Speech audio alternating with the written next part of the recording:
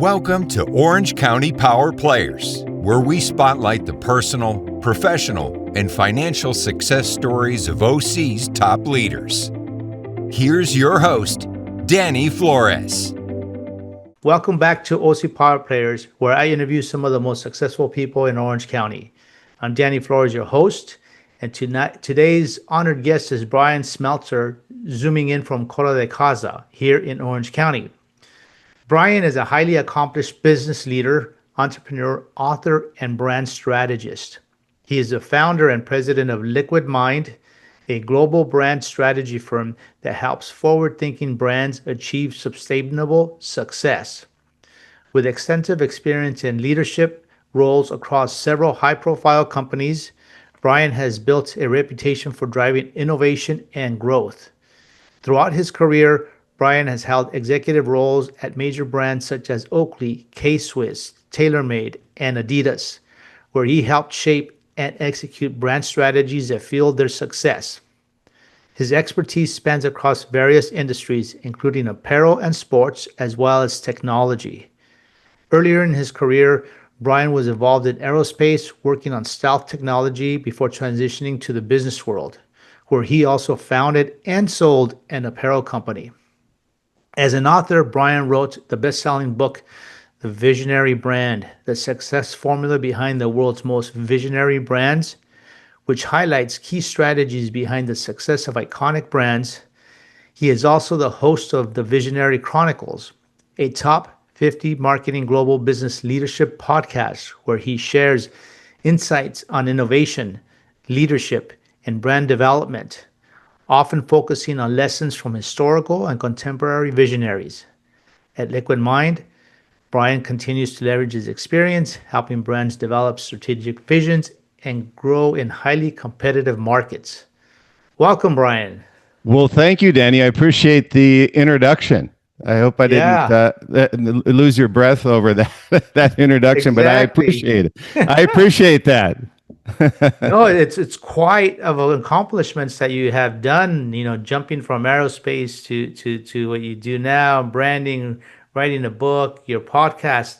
So the question is, like, where do we start? How did you get started? And was this your dream? How did it all evolve? Well, it kind of, interestingly enough, all started in North Dakota. I actually was born and brought up in North Dakota. It's unusual to see somebody from North Dakota these days. You see, they're a little bit like seeing an Eskimo, actually. So I always like to do the beginning of my podcast introduction with that as, where did you come from? And yeah, it's been a journey. I started out with an engineering degree, went into aerospace. That's where I wanted to be, and quickly found that I like talking to people, and I've got a creative mind. So I better get out of this as soon as I can. Right. And transitioned out of that, came down to Orange County and wanted to get into consumer products, and felt I might as well start from the ground up. So I started sewing buttons on shirts and putting seams on pants, and felt there's no better way to start than from the bottom up. Right. And ran that for 10 years, and that transitioned me into the consumer product side. So I was able to exit that business with a profitable business, and allowed me the opportunity to move into those iconic brands you mentioned, which was a great experience. Mm-hmm. I'm sure the training that they had, to the training programs there to be able to help nurture you to become even more successful there as well, were probably amazing. Well, I tell you a couple of things, Danny. One of my background is that the engineering degree helped me on the technical side, and the creative mind that I had allowed me to move into consumer products. And I'm a little bit like a pirate. I always say when I talk to people, they say, "What do you mean a pirate?" And I say, because I moved into the business development side when I went to Oakley, because of my background in starting and running and exiting a company. They wanted me to start their new athletic division, which is now Luxottica. Luxottica purchased Oakley, is now their number one category of business, which is the laser etch eyewear, NFL, MLB, team eyewear side. And, sometimes, Danny, you'll find that they'll just throw you in the fire. That's what I find with these entrepreneurial. They figure if you run your own company for 10 years and exit it, that you kind of know everything and you know how to start something new inside of the belly of a brand. So they kind of threw me into the fire, and it was a little bit of trial by fire, but fortunately, with my background in apparel as well as the technical side, that served me really well in building the division inside of Oakley to start with, and then moved over to K-Swiss and eventually to TaylorMade and Adidas. Wow. Okay. So let's look at when you get thrown and you said they started the division.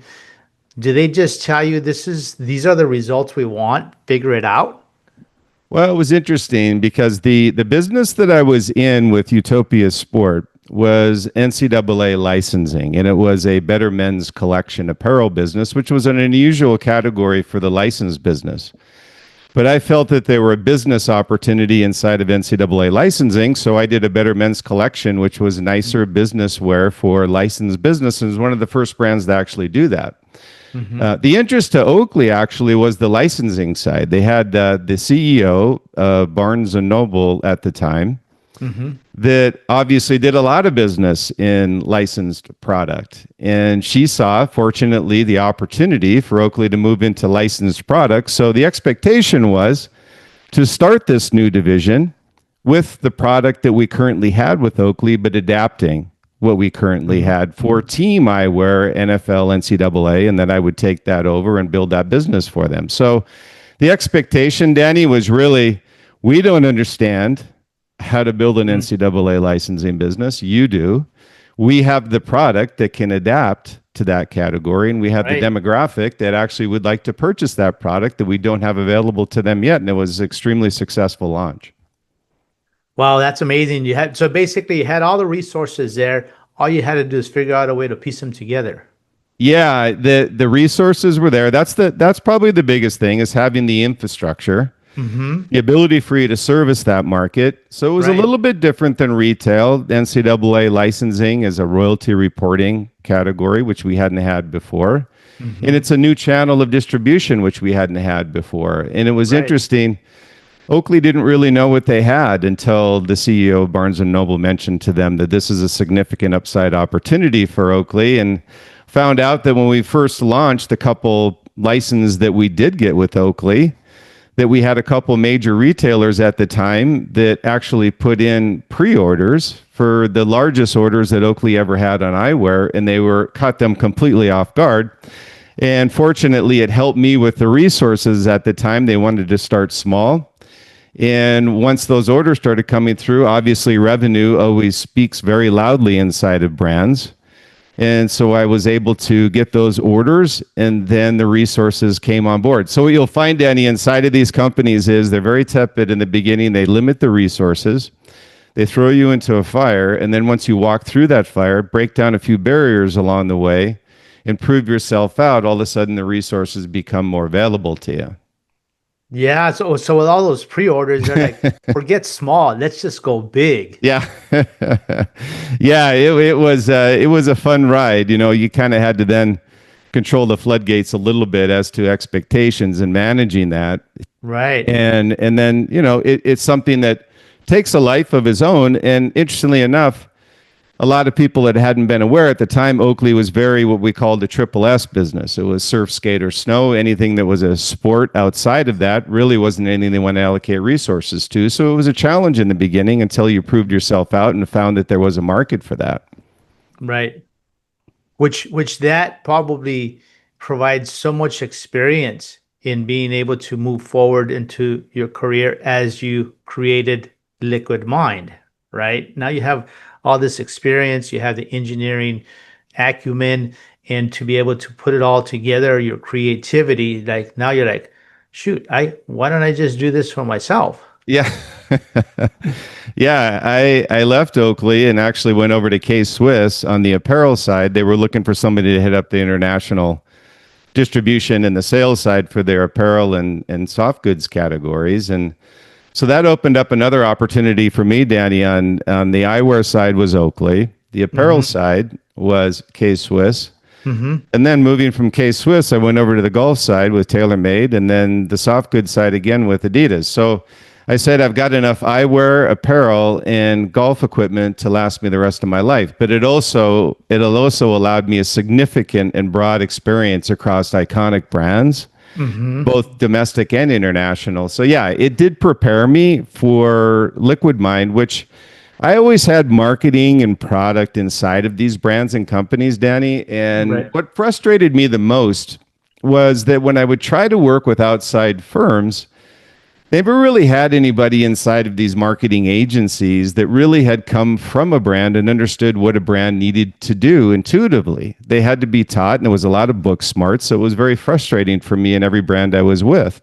And so I had a friend of mine who I had worked with at TaylorMade, and I would always kid with him that he goes, I know, we don't have the brand experience. So I said, well, there's an opportunity that when I leave these brands, to your point, that there is an opportunity to service these brands with somebody that's been inside the company and building the team virtual before it was virtual prior to COVID, that we had a team that we can call on internationally to help these brands in very specific areas. Yeah, no, that's interesting then. So that's how you started thinking, okay, I see what the market is missing. Let me fill that gap. Yeah. It really was. And what I found, the success formula really was kind of this plug and play. It really wasn't an agency that had this massive overhead, which you really didn't need as a brand. Brands have very specific issues. And having been inside of brands running these departments, I knew that the opportunity was specific problems, whether it be product, whether it be marketing, whether it be sales.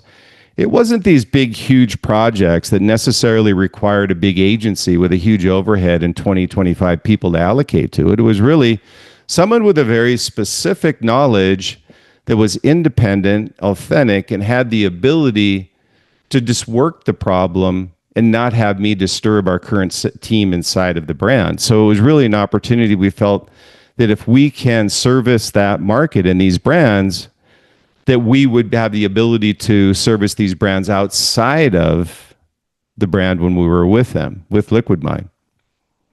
So how difficult is it to go into, say, a potential new customer and look at what their needs are and find those weak spots that you can improve on? Well, we usually pitch brands, and we fortunately have had brands that we continue to work with these days, Adidas and Nike and these brands, and we're very blessed and fortunate to have them with us for such a long time.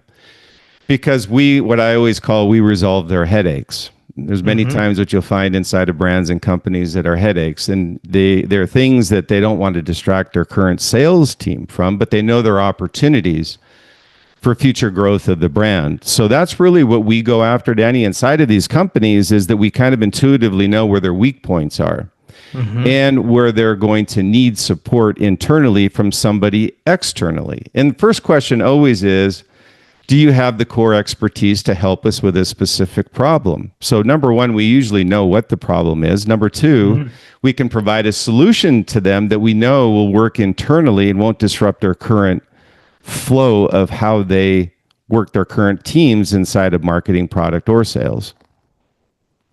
So then so you can have two answers, right? One, they can say, yes, we have it. And the other one could be say, no, we don't have it. Or you're going to be a little disruptive here. Yeah. So what does it look like, one or the other, in being able to kind of plug and play that solution? We're when you look at for instance, the new book I wrote with that, I have the Visionary Brand, which was my first book. And then the second book I just released, The Visionary Leader.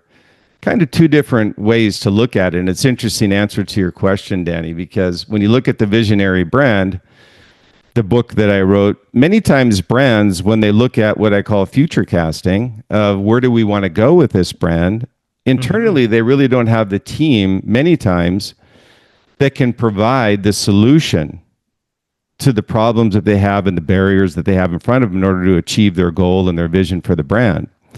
So when you look at the difficulty with some of these and they say, hey, maybe we don't need product support, but we need marketing support. And the evolution of marketing changes almost daily. And trying to keep them in front of the next evolution of where they should take their brand and the strategy that they should be deploying, they really need someone that is in front of that curve. And both in front of the curve from a product standpoint as well as a marketing standpoint. And we have both of those. And that's really another aspect to Liquid Mind that was an advantage for us, is that we did product and we did marketing. Many times inside of a brand, the product has to be marketed, but there's a vision for the product that they have to put in place first that works in conjunction with marketing. So we found kind of both of those ends of that formula, Danny. When we work with brands, we find one or other or both of those are issues that brands are having, and then we could provide a solution to. Now, how big of a team did you have to build to have so you have the resources to be able to service and continue your growth? Well, it depends. It really depends on how many brands we work with at any point in time. It could be anywhere from 8 people that we have to 16 people that we have. So it's really a virtual team before virtual. We felt that it was interesting. A great story, Danny, is that we had a brand that we had worked with, or that I had worked with, was called Compressed Sport. And it was an international brand, and they were based out of Switzerland. And they had this very high-end product, very specialized product category, and it was mainly targeted towards triathletes. But it was a global opportunity. And I come to find out that the headquarters, although based out of Switzerland, the product team was in New Zealand, the marketing team was in the UK, and their sales team was in the US. So it was the first time I had been exposed to a brand that had a virtual team. And so it kind of stuck in my head always, this is pre-COVID, before it was kind of how it is normal today, right? Is that building a team relative to where the support is needed is more of a functional strategy than it is actually a business strategy. So that's where we really built Liquid Mind, is fit where the need is and provide them the solution specific to where the area of support is needed. And that's why I say we really don't need to have 20 people sitting around what I call twiddling their thumbs while two people are doing 90% of the work, was what we found many times with agencies. So we built Liquid Mind to have very specific strategies around supporting these brands based on the issues that they're having. Now, when you have like the company that you mentioned that they have teams in 3 different countries. Now, were those teams 100% virtual even in that particular country, or did they have offices, 3 different offices that they function virtually amongst themselves? They would have remote offices, but obviously very small. So they had support teams. So for instance, in the sales side with the United States, they would have sales teams out in the field that weren't specific to the brand, but they would be selling the product, but they would have the sales support team that would have an office that's virtual from the Switzerland main office. So it was just a real interesting, this, again, it was before COVID, before this was kind of the norm. And I thought, well, how can that work? And now all of a sudden, when you look at the world today, this is how Liquid, this is how Liquid Mind was built and how we structured it. We knew that was the opportunity. Unfortunately, it just kind of fell into our lap. And we've been able to work with brands ever since. And we really have a specialized team that we work with. It's predominantly executives that have come from the industry that can provide a specific support around finance, marketing, sales, international distribution, whatever the specific issue is. And then we allocate someone, not an entire team, to the strategy build. Oh, that's interesting. And then so all your team members are virtual as well. Yeah. And we just knew that, again, we have a lead team that works with the contacts and brands in the industry and the product marketing and sales, and we'll pitch an idea that we feel intuitively they're going to need support on, having been inside of the brand, knowing that these are issues that we faced. So we have a distinct advantage over the agencies on that part. Yeah, no, that's really interesting. And because, this is after COVID, and the whole workforce seems to have changed, where people just don't want to work in an office anymore, and everybody wants to work remotely. I think it opens up the resources for everybody, right? Because now you're just not limited to potential people or potential hires maybe in your neighborhood, in your county. Now you can go cross country or overseas to be able to put a team together. Yeah, Danny, it works both ways too, because we get approached by international brands and companies that are looking to build their business in the U.S. Mm-hmm. And it used to be where you wouldn't contact a company like Liquid Mind before. Now it becomes a virtual relationship Mm-hmm. that now becomes manageable, where it wasn't that way before. And it does open up a lot of opportunities, interestingly enough, for agencies, but also for the brands themselves, that they can now build a virtual team, not only that works directly with the brands, but also a virtual team that can work on what we call specialized projects. Right. These are a lot of projects that we work on that the teams just don't understand how to execute. And it would be a distraction from the teams they have in place now. And they want someone to either do due diligence on the opportunity, where we do a lot of that for companies. And then once we define that market opportunity, then they come to us to execute it. Do you ever feel like you have to fly out and meet them face to face, or do you have clients that you've never met face to face and did the old school handshake?